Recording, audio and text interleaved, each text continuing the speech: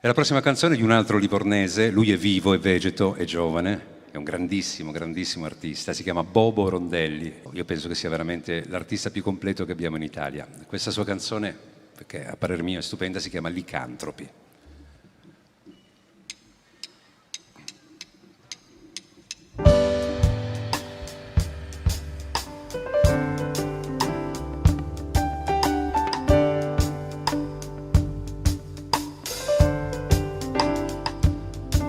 Io ti guardo, tu mi guardi e la luce nei tuoi occhi mi riporta come un tempo al paese dei balocchi, quando il cielo era sereno e non era così nero. Poi i pensieri pessimisti se ne vanno tra i ricordi, se ti tengo tra le braccia ed aspetto quando dormi, e se poi fai brutti sogni trovi me quando ti svegli.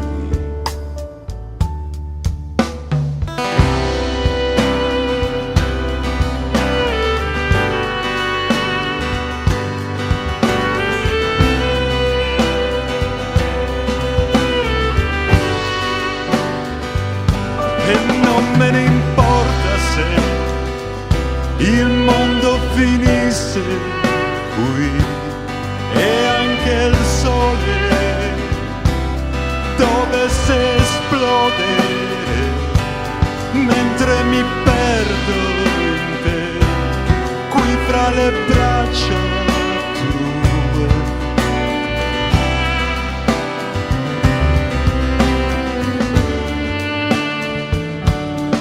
Poi la luce del mattino fa disegni contro il muro e ci dice di vestirci.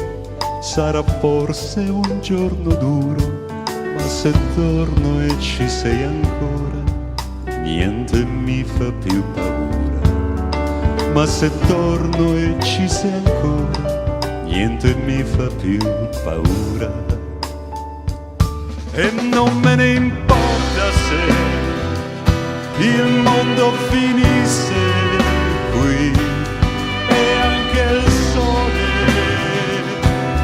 dovesse esplodere, mentre mi perdo in te, qui fra le braccia tue.